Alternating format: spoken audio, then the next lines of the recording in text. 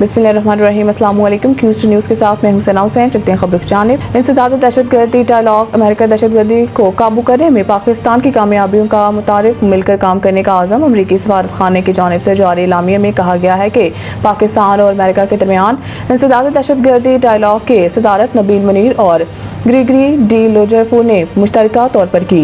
एलामिया के मुताबिक डायलॉग में हर किस्म की दहशतगर्दी के खात्मे के अज़म का अदा किया गया। फ्रीकैन ने BLA, दाइश, खरासान, TTP के खतरात से निपटने पर जोर दिया। मुश्तरका एलामिया में कहा गया है कि अमेरिका ने पाकिस्तान की दहशतगर्दों को काबू करने की कामयाबी को सराहा और जाफर एक्सप्रेस समेत खुजदार स्कूल बस हमले में जानी नुकसान पर अफसोस का इजहार किया। अमरीकी सफारत खाने की जानिब से जारी एलामिया में बताया गया है कि डायलॉग में सिक्योरिटी चैलेंजेस और नई टेक्नोलॉजी की दहशतगर्दी में इस्तेमाल से निपटने पर इत्तफाक किया गया। इदारा जाती ढांचे को मजबूत बनाने और साख्तों में इजाफा करने पर भी जोर दिया गया। एलामिया के मुताबिक अक़वाम मुत्तहिदा समेत कसीर अलजहती फोरम्स पर करीबी ताउन जारी रखने का अज़म का अदा किया गया, जबकि दहशतगर्दी के खात्मे और अमन इस्तेहकाम के लिए मुसलसल और मुनज़्ज़म राब्त ज़रूरी करार दिया गया। एक केस की कितनी फीस लेते हैं? स्पीकर के सवाल पर लतीफ़ खोसा का फीस से मुतालिक हैरान कुन इंकशाफ। कौमी असम्बली के इजलास के दौरान लतीफ़ खोसा ने ऐवान में सुप्रीम कोर्ट के फीसों में इजाफे का मामला उठाया, जिस पर वज़ीर कानून आज़म नज़ीर तारड़ ने मसला हल कराने की कींदहानी कराई। लतीफ़ खोसा ने नुक्ता एतराज़ पर इजहार ख्याल करते हुए कहा है कि आज सुप्रीम कोर्ट में दाखिल होने से रोक दिया गया। पहले रिव्यू टिकट की फीस 5,000 मुकर्रर थी, अब 50,000 कर दी गई है। सुप्रीम कोर्ट में हर किस्म की अपीलों की टिकटों की फीस बढ़ा दी गई है। इस मौके पर स्पीकर अयाज सादिक ने सवाल किया कि आप एक केस की कितनी फीस लेते हैं? लतीफ़ खोसा ने कहा है कि मुझे हनीफ अब्बासी के खिलाफ केस में 5 करोड़ की पेशकश हुई थी, मगर मैंने सियासी शख्सियत के खिलाफ केस लेने से इनकार कर दिया। स्पीकर ने लतीफ़ खोसा से कहा है कि आप एक केस का 5 करोड़ लेते हैं, कभी कोई खाना शाना भी खिलाते हैं?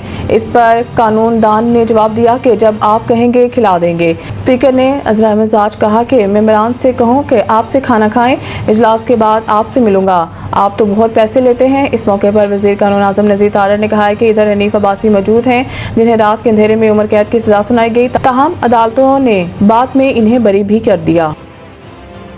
यौम आज़ादी मार्के हक में तारीखी फतह की मुनासबत से खुसूसी तकरीब आज इस्लामाबाद में होगी। मुल्क भर में यौम आज़ादी मार्के हक की मुनासबत से तकरीबात का शानदार आगाज़ किया जा चुका है।